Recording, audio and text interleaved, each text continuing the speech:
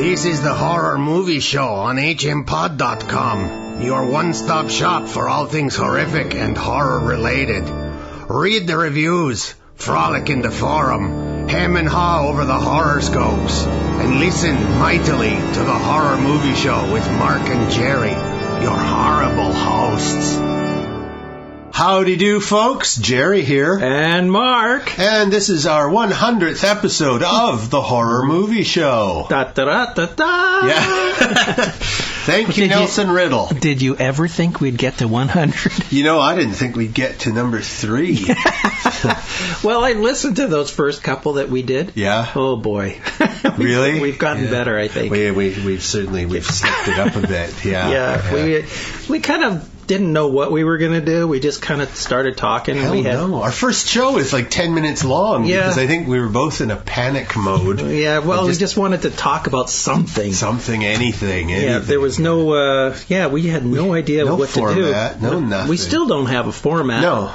But at least it's sort of a smooth format. Just two guys gabbing about horror movies and anything else that we happen to think of. At the spur of the moment. But I'm listening to some of the older shows, and I'm really enjoying them because I can't remember doing them. You know, and you're saying, oh, well, that's the booze, or I don't, or you don't even remember seeing the movie, and you're going, oh yeah, that's what that movie was about. Right. But there's some funny moments in the last 100 shows. Funny? We've had some really funny. Funny? You should put together a best of. Yeah, we should just do the little clips that were just odd and. Well. Nah, let the duffers find them on their own. Yeah, you have to sift through them. Yeah. I thought we got pretty good after the first 10 shows. Like digging up graves. After the first 10 shows, we started to get into our stride. Find our feet. Yeah, so to speak. So if you're a new listener and you're going to start from day one, they're a little bit dry in the beginning, but we get into our stride after. The corpses become juicier. Yes, we can actually start watching these movies. I don't even listen to these shows now. Oh, yeah. You know, I rarely do. I listened to one recently and thought it was all right, but... all right. Well, I'm not really in a position to judge it. I mean, I'm jibber-jabbering away here like a lunatic.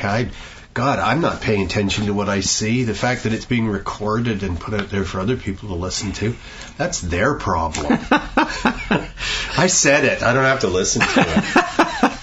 Every once in a while, I'll listen to an older show because the new ones are too fresh. Too fresh to listen to. Well, you want the corpse to molder a while and get tender. Yeah, there you go. Fall off the bone. Yeah.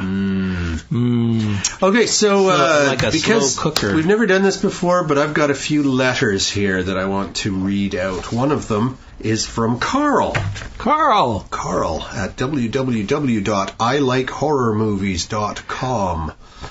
Carl writes, Mark and Jerry just started listening to your show, and I have to say I am enjoying it tremendously.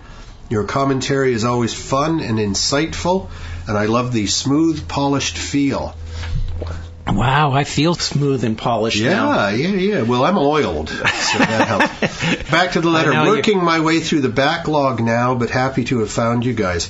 Hoping to find an episode covering the original Wicker Man and the recent Wicker Tree follow-up, but definitely looking forward to more and plan on keeping in touch. Good. That's for him. Carl, thank you for the letter, Carl. Thank you, Carl. You are now part of Horror Movie Show history. Yeah. Our 100th episode, including the letter from Carl. Now, a couple of episodes ago, we reviewed the Sunshine Girl Meets the Black-Eyed Kids. That's right. Which we were not incredibly impressed with the movie. Although I did say that there were sections of it that were pretty good. Oh yeah, and for what is her first feature effort, done on a shoestring budget, and good for her. And she's still in her teens, I'm sure, so she's got many years ahead of her. Yeah, and she can hopefully get better. Yeah. Me too. Not worse. I hope I get better. I had sent her a note telling her that we had just talked about her movie and which episode she could find our review, and she sent back a nice note saying, well, thank you, even if it wasn't your cup of tea. I appreciate the coverage and all that. And I sent her another note saying, well, it certainly wasn't anything personal. We treated your movie the same way we treat, a professional Hollywood production, and so, we're pretty harsh on it. Well, I think actually we weren't as harsh as we could have been. Oh, really? Yeah. Oh, I was trying desperately to make her cry. Well, you make me cry all the time. That's right, yeah. Anyway, from Sunshine Girl, we got a little note. You know what I love about horror movies? People react so differently to them. That's a capital S, capital O. Uh-huh. So differently to them. Here's a podcast of a guy who claims to be a big horror film fan who felt it was one of the best movies ever. Keep up the good work, guys. Signed, Sunshine. Now, I checked out this blog from the big horror film fan, and this guy didn't just think that The Black Eyed Kids was a good movie. He thought it was the best movie he's ever seen. Now, kind of... Ever. You know why? Why? I think he's in love with Sunshine Girl. And what's not to love? Well, indeed. But I do think that he's looking to date Sunshine Girl. Because if that's the best movie he's ever seen... Ever. You got to wonder what kind of movies he's seen. Yeah. Again, Sunshine Girl is terrific, but there are better movies. It reminds me of this time I was trying to figure out a carrier for my phone, right? Right. So I go to this... Pigeon. I do a search on Google for reviews of carriers. So I come across this one, and it's all these people just saying how lousy this one carrier is. Terrible thing. All, gets a 3 out of 10 rating. And then I go, well, I wonder what other carriers they're reviewing on here. So I back it up one, and there's a list of carriers. And all the major carriers in Canada are there, and they got worse ratings. They've got 2 out of 10. Right. 1 out of 10. Yeah. And all you see is complaints. And this whole site was a bitch session. Oh, well, that's fun. One big bitch session. Because I've been on other carriers, and I've had no problems with them. Right. And they're getting a worse rating than the one I was interested in. Yeah. And I was going, you got to look at the source. You got to look at what exactly is being said there. You can't take... Because if this site is solely for people who want to bitch, that's all you're going to see. Yeah. You're not going to see people who like the system. There's a fun website called Rate MDs, and all it is a bitch fest about doctors. Yeah. So you want to talk about the guy who just cut your tongue and fed you nitric acid. Well, here's reviews, and so I do. I drop in and I check out various doctors that I've seen or will be seeing, and sometimes it's a little scary. Because you got to realize that people love to bitch. Yeah. But if they're having a good time, they don't bother. No. They're saying, the service is great. Yep. I have no problems with it. I'm not going to tell the world about it. No. I got better things to do. Yeah. But if they screw you, then you want to tell people. Yeah, that's fun. All right. Well, now here's a letter that's fairly typical of the kind we get. It's from acgclubsecretary@gmail.com. Now, he says, "Hi, guys. Still loving the show. The best thing, though, is correcting your errors every week and laughing about how much you guys don't know about the genre." Hey, sounds good to me. Get a lot of letters from folks pointing out our terrible mistakes, and we do have terrible mistakes. He goes on to say, Dee Wallace is the witch in Hansel and Gretel, which is an Asylum movie. Now, this is not the one we're reviewing this week, Hansel and Gretel Witch Hunter. This is a movie that was just called Hansel and Gretel. Yeah. And dare I point out that the writer of this letter misspelled Gretel. So there you go. That's right, he says, Dee Wallace, the mom from E.T., the chick from Cujo, Critters, and The Howling. Yeah. The guy from The Possession, we couldn't remember what character he had played in... Anyway, he says, the guy from The Possession, Jeffrey Dean Morgan, was not in The Expendables, but was the comedian in Watchmen. That's right, the comedian. We couldn't remember the name. Couldn't remember the character's name, yeah. Finally, the reason they didn't send giant eagles into Mordor is explained in both the beginning of the movie and the book. Well, I don't believe it's explained well in the movie, Lord of the Rings, why the giant eagles aren't available. I don't remember it, and I've seen the movie a lot of times. I've seen the movie multiple times, and I haven't read the first 2 Lord of the Rings books. I read the third one before I saw the third movie just so I could say this is how they've adapted a Tolkien book into a movie. But I couldn't bear reading them. I'm just not a fan of fantasy. And then he ends with, other than that, great show, guys, and well done on checking out Citadel on his friend Aaron's recommendation before Christmas. Yeah, Citadel was all right. It was pretty damn scary, claustrophobic movie. When we were talking about the Hansel and Gretel movie, I wasn't planning on talking about it, so I didn't have any of my notes in front of me, so I didn't know who was in it or what. And I didn't see that. I was waiting to see Hansel and Gretel. But, we do make mistakes, too. So, I mean... Well, I don't. Mark does. I'm going to say you make mistakes, too. If it wasn't for the fact that I was overly modest, I would be perfect. Yes, but you aren't, so you aren't. I am so modest. It's just, it's my one failing. So, now we have one more letter, and that will lead us right into our first discussion of a short movie called Zombie. This letter comes from Bill Connington, who is the star of Zombie. He also wrote the screenplay and is executive producer. So he writes, we've had a sort of a back and forth, just trying to get a copy of the movie from him. Because they don't want to just dump it onto YouTube. They're still hoping to shop this around. It's picked up a few awards and so on at film festivals. It's definitely a short. It is? Oh, yeah. It's only 19 minutes long. Yeah. But he says, hi, Jerry. Thanks for your email and thanks for taking a look at the film. Thank you for letting us know which episode you'll discuss Zombie in. We're pleased that it's been screened at 18 film festivals and won 5 awards. And then he gets personal here. People do seem to think I'm creepy in the role, but I hasten to add that I'm different in real life. I sure hope so. So that was a very nice letter to get from Bill. Yeah, I just watched that movie this morning. Zombie. Yes, this morning. So, based on a novella by the wonderful writer Joyce Carol Oates, produced and directed by Thomas Caruso, and then Bill Connington is the main actor. As I say, he also wrote the screenplay and was an executive producer. There's a few other parts filled, but mostly it's told by Bill's character, Quentin P., and he is very much a Jeffrey Dahmer sort of lunatic. He's decided, being unloved and lonely, that what he needs is a zombie, a love slave, and he kidnaps a delivery boy and he's going to turn him into his love slave.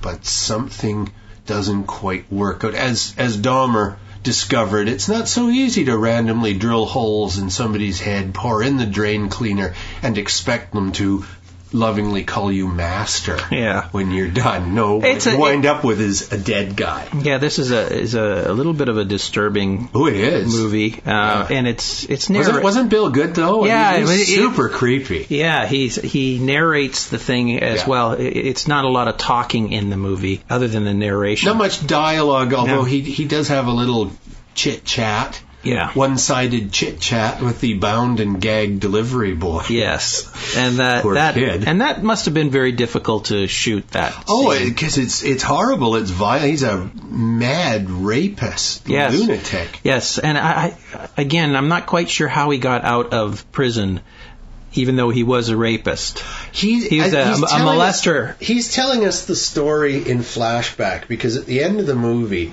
he's wearing his prison overalls. He's back in prison, yes. He's telling us the story of what got him into prison. So we only see him today at the very end of the movie. This is all flashbacks. It's all him leading up to the terrible crime that put him into It's not like they're jumping back and forth. I mean, he's basically telling the story as a narrator of what happened to him and how he can't understand why he can't have his little zombie and make his own little zombie. And then at the end you find out he's still in prison. So. Yeah, he is a lunatic, but I'd really recommend it. I thought it was a great little movie. You get a good movie like, say, Mama, which we're going to talk about next. This would be a good short feature before any horror movie. We've been seeing a lot of short productions. Yeah. People have told us about, and we've gone to take a look at them. And it's interesting to watch them. When I'm watching that, I keep thinking, okay, these are all amateur productions. Or semi-professional. They're all very short and very topical, and they try to elicit some sort of emotional thing from you. And most of them are shock value kind of thing. A little bit of outer limit kind of stuff happening in there as well. But nice little twist at the end, a la O. Henry short and story. I'm sure that there are probably hundreds of thousands of little films like this on YouTube. Unbelievable. So that you could get lost in this stuff. We can't look at everything. Well, first, these folks have been kind enough to notice our show and ask us to look at their films. Yeah. Which is always flattering, so we're going to try and do that. It's also, we can't just randomly go out looking for short movies. First off, there's too many of them. Yeah. And I don't have the time, Mark doesn't have the time to go and just keep watching until we find a couple that are worth talking about. Yeah. And we've got features to watch. And those alone will keep us busy for the rest of our lives. Oh, yeah. Oh, God, don't say we're doing this for the rest of our lives. We've done 100 episodes. It's just amazing how many come out weekly. Yeah. All these horror movies and things that you've never heard before, you know, the little ones coming in from the UK and all around the world, and they just keep coming. Yeah, absolutely. And there doesn't seem to be... Make it stop! Well, it's funny because, I came across one little one called Snow Shark, and I plan on watching it. Right. I plan on watching it just for the title. Yeah. I mean, it's like, I gotta see a snow shark. It's like Gigantosaurus versus Crocozilla. Yes, you gotta watch those. Yeah. Well, because every once in a while, you need something to laugh at. This one specifically looks more like a Sand Shark ripoff. Yes. Which we reviewed a Well, while I'm hoping ago. it's a continuation of Sand Shark. These are the ones that can tolerate the cold. I was discussing, actually, Sand Shark with my brother. He'd seen it. Oh, God. And we had a good laugh over it. Well, yeah. That's what it's made for. Yeah. It's not there to be art. No. It's there to make you laugh. Yeah, it's pure silliness. It's a fun movie to drink a few beers, smoke something dangerous, and laugh at. And not drive. And not drive, yeah. Let's get to the meat, so to speak, of what we're going to be talking about. We got a couple of new movies this special 100th episode. Mama and Hansel and Gretel Witch Hunters. So let's talk about Mama. I really like this movie. It's directed by Andres Muschietti, written by Muschietti, Neil Cross, and Barbara Muschietti. I'm probably mangling his name, Muschietti. Stars Jessica Chastain as Annabelle, Nikolai Coster-Waldau as both Lucas and Jeffrey. That's like the uncle and his brother, the father of the two little girls. Two little girls are just fantastic. They're played by Megan Charpentier, who's the older girl, Victoria, and Isabel Nellis, who plays the little girl, Lily. Daniel Cash plays Dr. Dreyfus, who is a psychiatrist. Javier Botet plays Mama. And poor Jane Moffat plays both Aunt Jean and does some of the voice work for the Mama ghost. Oh, does she? Yeah. So I'll just very quickly sum this up. A few years ago, financial meltdown on Wall Street. A guy in business goes into work, murders a couple of his partners, goes home, kills his wife, takes his two little girls who are 3 and 1, drives off on the snowy, slippery roads, goes over a cliff, crashes the car into a tree. They find this little abandoned cabin, seems to be abandoned. They go inside, he gets a little fire going, and then he takes the 3-year-old off to one side, and he's going to put a bullet in the back of her kid and then go kill the 1-year-old. Right. And then I assume kill himself. He doesn't get a chance to put a bullet into the 3-year-old's head because Mama makes an appearance and grabs him and breaks his neck and tosses him away. Now, in the car crash, the 3-year-old's thick glasses were broken, so all she can see Mama as is a rather indistinct black floating blob. Right. The little 1-year-old, who doesn't even talk, of course, at this point, she grows up seeing Mama in the flesh. Now, these girls are discovered. The uncle, the dead father's brother, has had a search party out looking for these two girls. since the initial accident. That's right, and he's actually keeps hiring special hunters and things like that to go look for them. Their bodies have never been found. He's hoping they're still alive, and maybe his brother is still alive too. Yeah, because they never found them. That's right. The girls are found 5 years afterwards, so you now have an 8-year-old and a 6-year-old. They're living like little dirty animals. They are. They're running around on all fours. On all fours, especially the youngest. And they're living off cherries. That's right. Mama is producing cherries for them. It's like the only food other than big black moths that she can produce. That's right. There are moths all over the place. Now, when the little girl is living on the moths. When they first get it into the cabin, when they first discover the cabin, you can see that something has happened there. Yes. You can feel this presence there, but you can't see it. Yeah. When Mama comes to save the little girl, it's like she sucks the father out of the room. Well, lifts him up, breaks his neck, and then takes him outside to dump his body somewhere.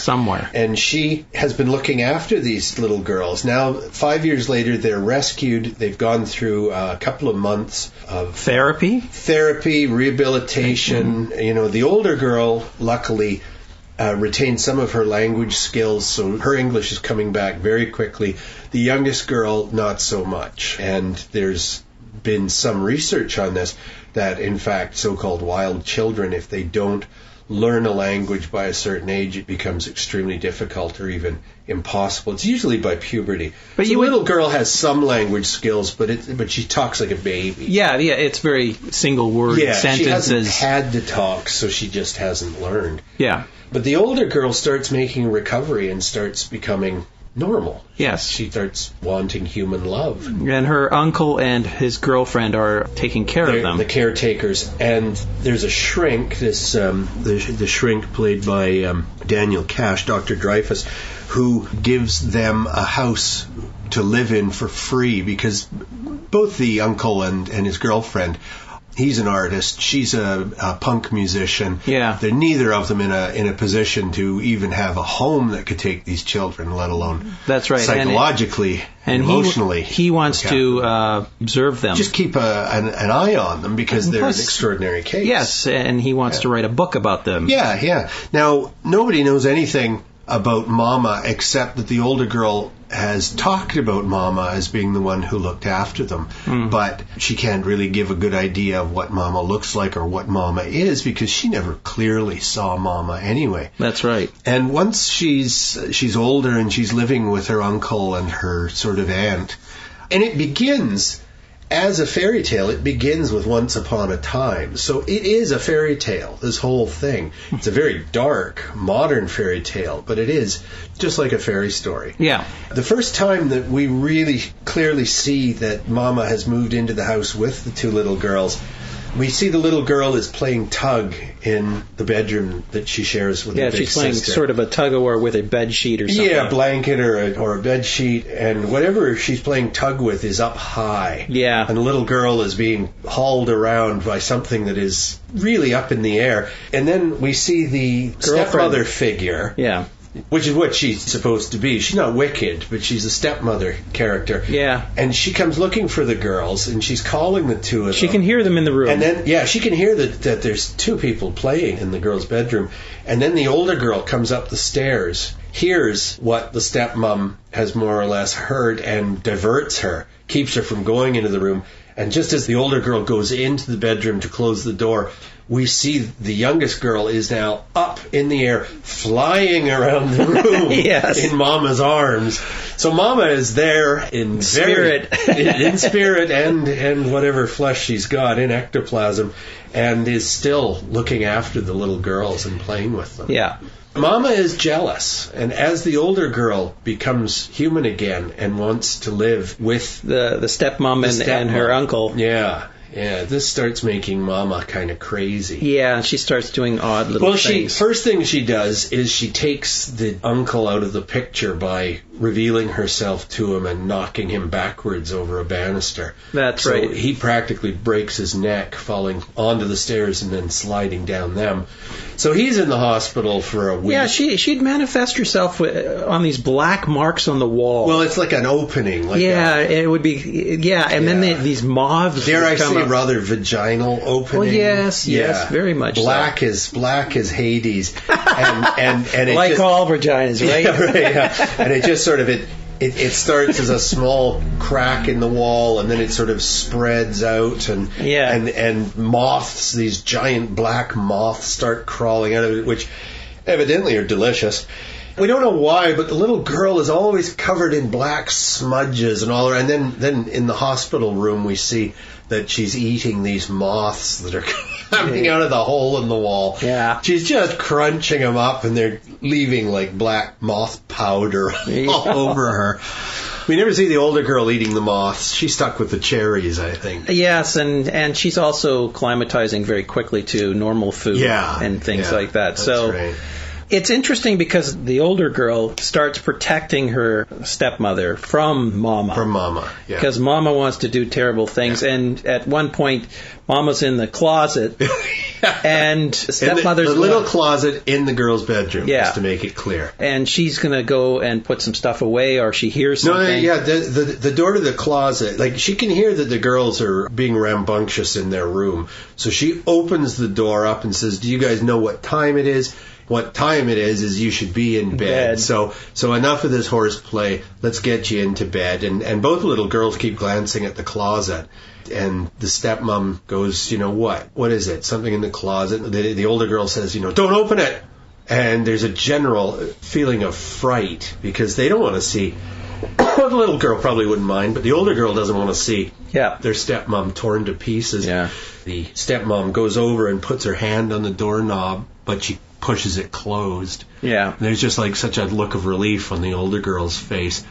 But that's just the first time that Mama almost reveals herself to It's an interesting story because this woman, the stepmom, is like a punk rocker or whatever. And so she didn't want to have kids. No. So she was kind of forced, but because her boyfriend sort of inherited these kids. Yeah. She starts to watch over them while he's doing his thing. He's in the hospital. That's right. He's in the hospital. Yeah, he's out of the picture. And she starts warming up to the kids. Slowly. Yeah, and in fact, when the older girl says, as they're getting ready for bed one night, when the older girl says, "I love you" to her, that is the moment that the stepmom heart melts. And she begins to really care about those kids. So now she finds out about Mama, and Mama becomes more apparent. Yeah. And Mama actually takes the kids. Oh, well, okay, you're getting way ahead of yourself here. Yeah. The shrink is at the same time, he's also looking into the Mama story. That's right. And he goes off to what is basically the small town archives, which somehow or other, for a small town, has got a warehouse that would rival the one at the end of the first Indiana Jones movie. Boxes and boxes of everything having to do with anybody in that whole part of the country, I assume. Yeah. Including a box, and it has a tiny little skeleton in it. And the backstory on how Mama came to be, this malevolent ghost came to be, is she was a lunatic in an asylum. And she escaped and ran into the town, and this is like the mid-1800s, ran into the town through the woods, and we see it from her point of view. She grabs her little baby, and it's just a babe in arms, grabs it from this nun, stabs the nun with a big hat pin.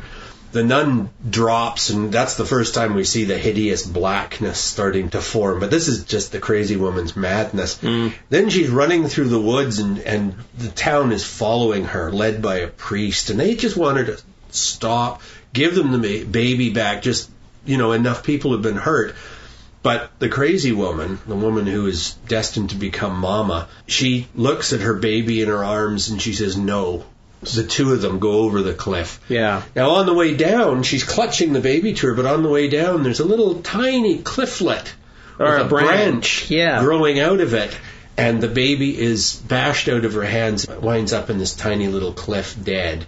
And Mama hits the water. The baby is gone. And now for the next 150 years, the ghost that is Mama is looking for her baby, which explains why she adopts the kids. She adopts the two kids. Yes. Yeah, she's on the one hand, she needs her baby. On the other, she needs to atone for killing her baby. Yep. But on the other, she's completely mad. Yes. She was mad before she became a ghost. Yeah. Now we've got an insane ghost on our hands. Yeah. It's bad enough it was a ghost. It had to be insane. That's right. Yeah, sane ghost is bad enough. So Dr. Dreyfus gets closer and closer and closer and manages to find the little tiny corpse. And then he goes to the house to offer the baby to Mama. But Mama is angry, and that's the end of the doctor. But the little corpse finds its way into the stepmom's hands. And by the end of the movie, you think, because Mama has stolen away the two little girls and gone back to the same cliff to go over with the two little girls. This time, hopefully, they'll all reach the bottom. They'll all reach the bottom together, yeah, and break this ghostly cycle. These ghosts are just trapped in loops, you know.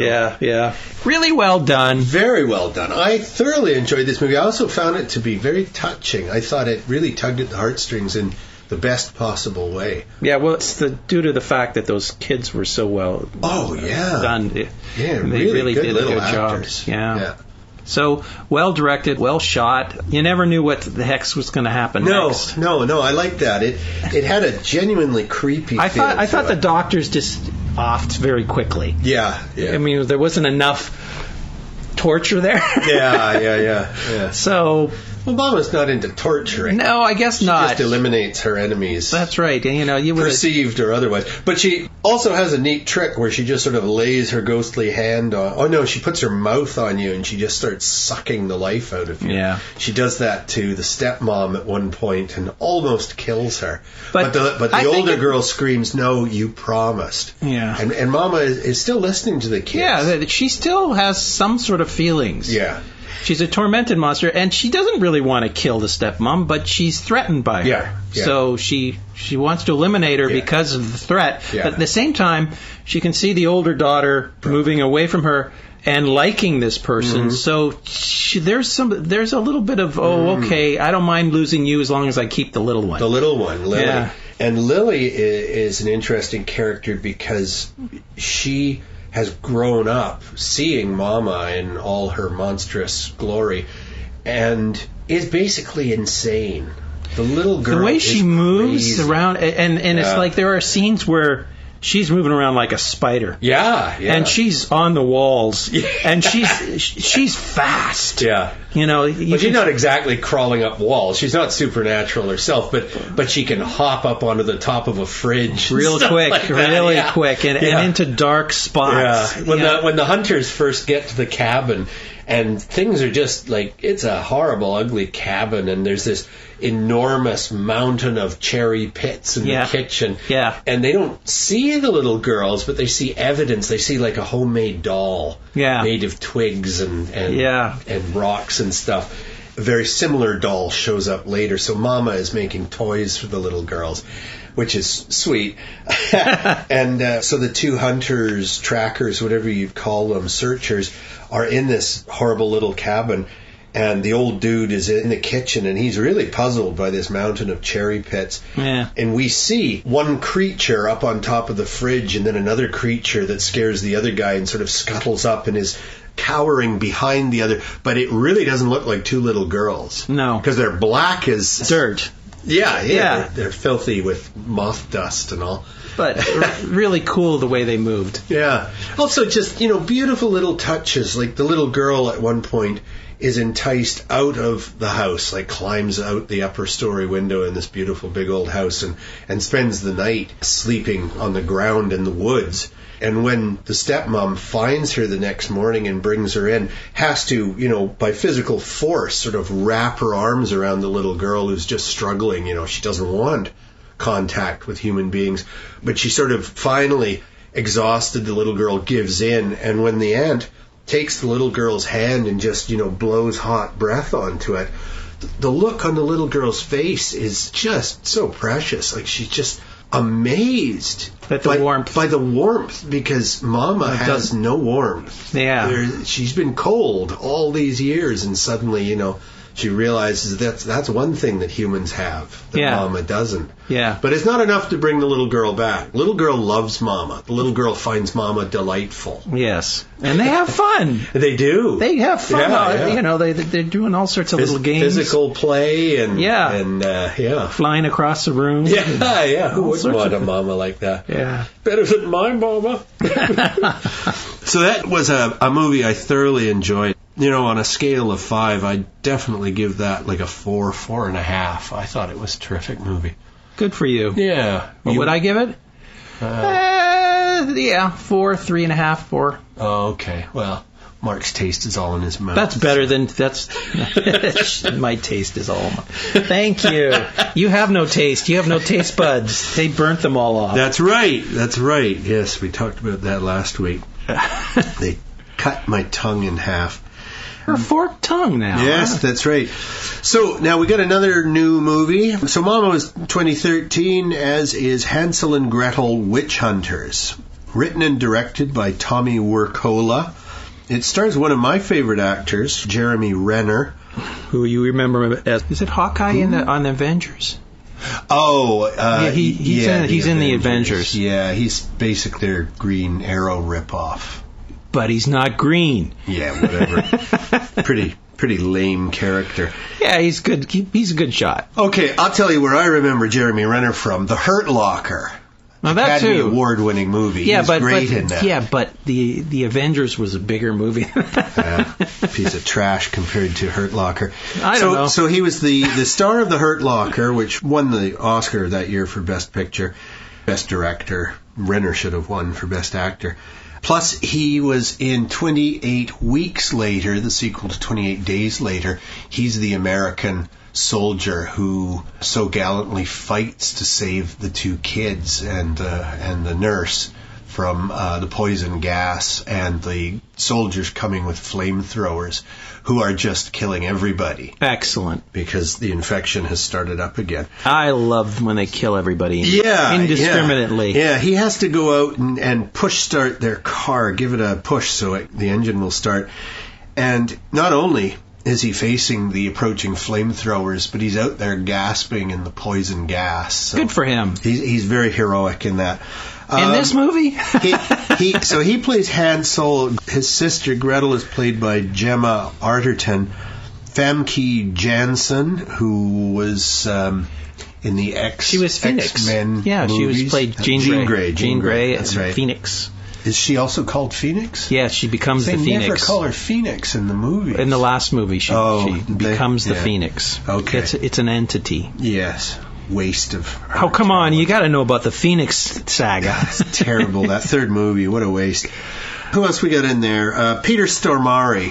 One of my very favorite character actors. He's so good. He's the guy in Fargo who winds up pushing Steve Buscemi's body through the wood chipper. Ah, yes. Yeah, he's fantastic. He plays all sorts of weird characters. Yeah, character actor. He's got a funny accent. I imagine he's Scandinavian of some kind. Wow. Danish or could be German. He kind of looks that way. Yeah. Austrian or something. Yeah, big, weird Northern European looking dude with just a hint of an accent. He also, he was on Seinfeld. You know everything about these. Yeah. Seinfeld episodes. He played the guy who was going to help George move his Frogger machine from the old shut-down pizza joint to George's home. And he's like their electrician expert. How do you remember every single episode? Watch him 10 times. He's very good. He plays the sheriff. Yes. And the sheriff just wants to kill witches. That's all he wants to do. And they don't even have to look like witches. No, they don't. They just have to be accused, and he's willing to burn them at the stake. So it begins with a young woman, Mina, played by Pila Vitala. And she's a pretty red-headed actress. She's going to be burned at the stake in this small town. Excellent. Luckily, Hansel and Gretel show up just in time to say, you bunch of idiots. Wait a minute. Wrong. There's a preamble to before the credits. Yeah, indeed. Well, we get the standard Hansel and Gretel in the candy house. That's right. Yeah. And the father taking him into the forest and abandoning them, at least in their eyes. Yeah. That's what happens. Well, that is what happens. He does. He takes them in the woods and he leaves them there. Well, actually, he was hiding them, and then... But that doesn't matter. What is revealed at the end of the movie is reasons for doing it. The fact is that they are abandoned in the woods. He didn't mean to, though. He did. He was he wanted hiding them lost. He was hiding them so that he can come back and get them, but he never got back. He did such a good job that they immediately find the witch's cottage. That's right. Made of candy. And the little boy Hansel's going to be fattened up. He's force-fed so much candy that he becomes diabetic, which I thought was kind of funny. Now, this whole movie is just kind of stupid. Well, yeah. Because they've got shotguns and pistols. Yes. And needles with insulin, and yet they're living like medieval. Yeah, that's right. And their speech, their slang is like F this and F that. Yeah, they're using modern obscenities. Yeah, they're using modern language throughout the whole thing, and I'm going, that's just dumb. It was just so effing silly. It made little sense. I was trying to figure out, so what is it? Is it post-apocalyptic world with magic in it? Is it an alternate universe? It must be, because you would expect them to Twitter each other. Yeah, they're talking modern speech in a obviously old setting. Yeah, and it's like a medieval village, but Hansel's got a real monstrous, powerful shotgun. Yeah. And she's got all kinds of amazing, gadgets out of James Bond, basically. Yeah, they've got with this... ropes and wires and pulleys, and you can shoot a witch in the ankle and then string her upside down from a tree so you can kill her properly. Yeah. Like that. Winches and... The witches are all, they're super powerful. They fly around on broomsticks and branches. Branches, yeah. Yeah, and, you take away their wand, they lose a lot of their power, and there's like a queen witch, and there's good witches, the white witches and stuff. Which nobody knew about. Yeah, I know. Not very many people know that there are white witches. Yeah. And so without giving the whole story away, the reason that the old man abandoned them in the woods at the beginning was that there was about to be a blood moon, which only happens once every 30 years or so. Yeah. And during the blood moon, the black witches hold a giant sabbat, and they can get the heart of a white witch. They can manage to make themselves impervious to fire, which is their great weakness. So not to mention arrows or any other. That's right. Yeah. So the mother of Hansel and Gretel was a white witch. So they too are witches. At least half witches. At least Gretel is a white witch. So her heart would do for this ceremony, and they need 6 boys, 6 girls, each born in a different month. Yeah. And so that's why they're drawn to this village, because these children are disappearing. Yeah. Hansel and Gretel are witch hunters professionally. They go from village to village getting paid off to find witches. And they get paid very well. It's like watching Twilight. Never watched it. Well, whatever they needed, they just wrote it into the script. Yeah, it's really silly. It's very ham-handed. Very, there are a few good characters in there that... It looks gorgeous. It's a beautiful-looking movie, but my goodness, what a silly-ass movie it is. Yeah, and I think it was probably shot around here somewhere near Vancouver, because those forests look very familiar. Right. That they were running through. We have a lot of evil forests. Yeah. It's the Pacific Northwest forests. They had. So that would explain the foul language too. I would say, rating out of 5, I'd give it a 2. Yeah, no more than that for me too. Yeah. I mean, it's a fun movie. If you like that kind of crap. Right. You can watch it and enjoy it, but at the same time, I mean, it's like they took liberties where they shouldn't have taken liberties. So many liberties. It's like a teenage flick. Yeah, it's for teenagers. It is. I mean, anybody older than a teenager would say, well, this is dumb. This is really dumb. Yeah, this is really dumb. But if you're a teenager, you might say, hey, cool, look at the crossbow on that guy. It's way too scary for little kids. Yes. I wouldn't recommend it 7 or younger. No, yeah. Especially what with children being eaten and stuff like that. Yeah. Nothing wrong with eating a good kid. Especially if they're fat. Low in cholesterol and kid. full of sugar. Sugar. Yeah, they're very sweet, that fat. Okay, well, seeing as how this is our 100th episode, we're going to talk about one more movie. We're going to lighten things up. It's a 2012 movie called It's a Disaster. Written and directed by Todd Berger. It stars... I'm not going to go into their character names, but I'll just mention some of these actors because lots of them are well known. Rachel Boston, Kevin M. Brennan, America Ferrara. She was Ugly Betty. Jeff Grace, Aaron Hayes, Blaze Miller, Julia Stiles. She's like sort of slipped, obviously, because she was an A-list actress. Well, even though she has that flat pug face. This is a good movie. Yeah, okay. Haven't quite finished. Todd Berger, who was also the writer and director, and he only shows up to play the funny neighbor. And one of my very favorite comic actors and comedians, David Cross. Yes. This is a brunch party that happens every week with a group of friends. 4 couples. Yeah. Well, it's 3 couples and Julia Stiles' character, and Julia Stiles' character always has a new boyfriend, and David Cross is the boyfriend she brings this particular brunch. Right. So nobody knows David Cross. Even Julia Stiles doesn't know David Cross very well. Yeah. Yeah. They've had like 3 dates. Yeah. I don't want to give anything away, but there is a real nice twist at the end of this movie. However, funny as it is, and it has some great moments in it, some great scenes, overall, it's not a huge success. It has, like I say, some funny bits, but overall, I found it a little repetitive, a little bit silly. But the idea is that they're having brunch. 3 of the 4 guys want to find out about the game that's going on, and the TV's not working. Then they realize their phones aren't working, their computer's not working, nothing is working. And they still haven't caught on that something's happening. Something big is happening. And you see people on the street running around. And cop cars screaming by. Yeah, and they're trying to find a radio because nothing's working. A battery-powered The internet's radio. down.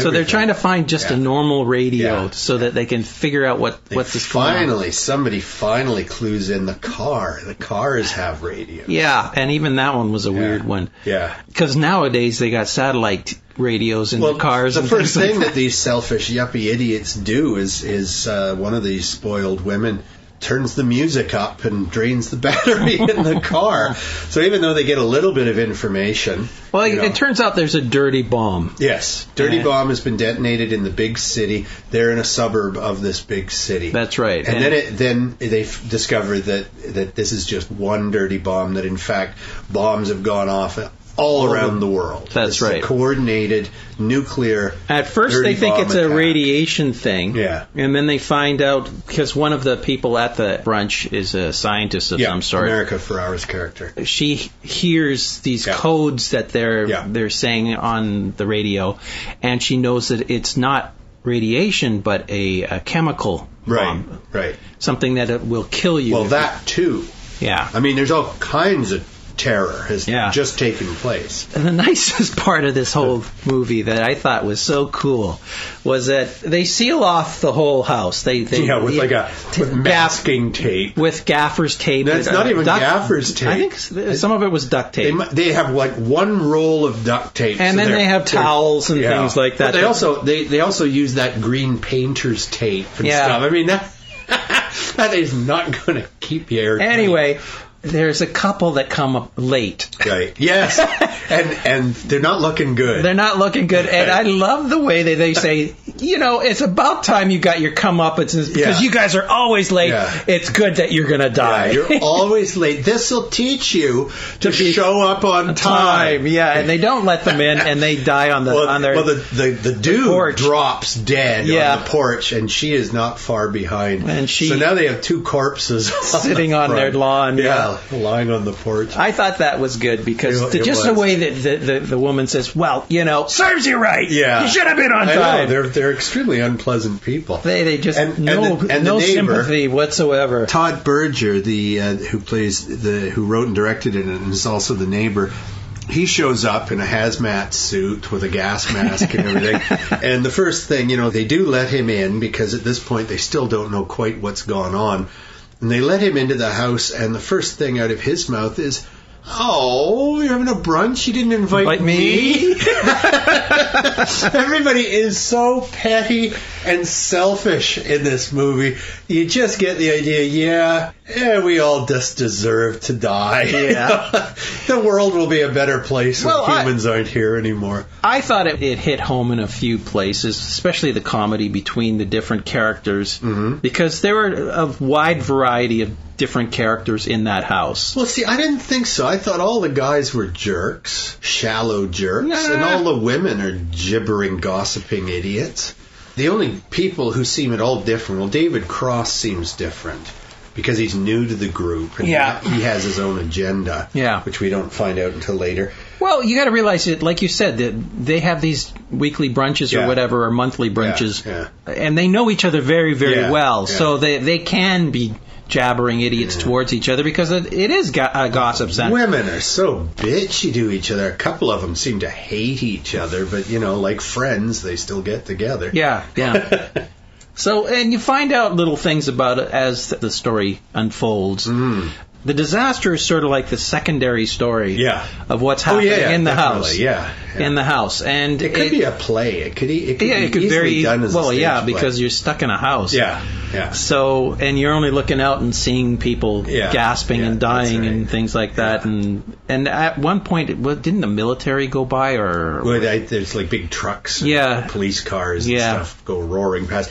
Out of the city. Out of the city. And I do believe that they get the warning on the radio is just stay inside. Stay inside, tape things up, try and make your house airtight, and good luck. Yeah. Because there's nothing. And that's when they thought it was radiation. Yeah. And it's like, the first that's not going to help them. First word is it's a dirty bomb exploded in downtown. And dirty bomb is nuclear only in that it uses radioactive material and a regular bomb to just spread it radiation. Out. Yeah. But it isn't a nuclear bomb. It isn't a nuclear explosion. No, but it will kill you. It can certainly kill you, Because you get exposed to radiation. Yeah. I'd give this to me, it's a 3.5 out of 5. Yeah, I'd give it about that. Yeah. I mean, some good performances, and it's an interesting idea. The end of the world is seen through the eyes of yuppies. These 8 yuppies. Yeah. Okay, I think we're going to wrap up our 100th episode. Hard to believe, but you know what next week is? 101st. Well, technically, this is the 101st. Because we had an unnumbered... Our first Christmas special. That's right. Which is not in the timeline. We stopped doing that for the second Christmas special. Yeah. So our 99th was actually our 100th, and this one is actually our 101st, but numerically it's the 100th. Yes, and besides, there was no year 0, and therefore, Okay, folks, so that's it. You want to see a good short movie? Check out Zombie. Bill Connington is excellent as a very... Where could they check that out on? I'm not sure that it's available online.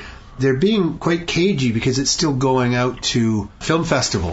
And so on. Hey, as Bill says, they've garnered 5 awards. Awards, yeah. Yeah, can't be bad.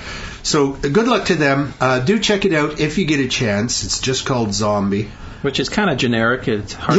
It'll be hard to find. Yeah, do a Google on Zombie. You won't have any hits. And Mama, which I think is the best horror movie I've seen in many months. The last one that I liked as much as Mama was The Cabin in the Woods.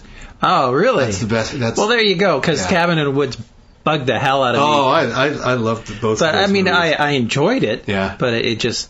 To me, it made no sense whatsoever. I really liked it. Hansel and Gretel Witch Hunters, it's a good movie to laugh at, but it's silly as hell. Yeah, it is silly, and it doesn't know what it wants to be. No. Does it want to be a period piece, or does it want to be a teen flick? Yeah. It looks very much like the Nicolas Cage movie that came out a few years ago. What was that? It was called Witch Hunter, something like that, where he has to take this woman who's obviously a witch in a cave. Oh, that's right. Ron Perlman is his sidekick in That's that. right. That's right. And so it has that look, But those guys didn't have shotguns. No. They didn't have James Bond-like devices for stringing witches up using a handheld pulley. It's sort of like the Avengers in medieval times, except for, with modern speech. Hansel and Gretel, there's obviously something special about them because they take punishment that would kill. It is a big budget movie. Yeah. It's eye candy, but there's not a lot of substance. No, the story sucks. So.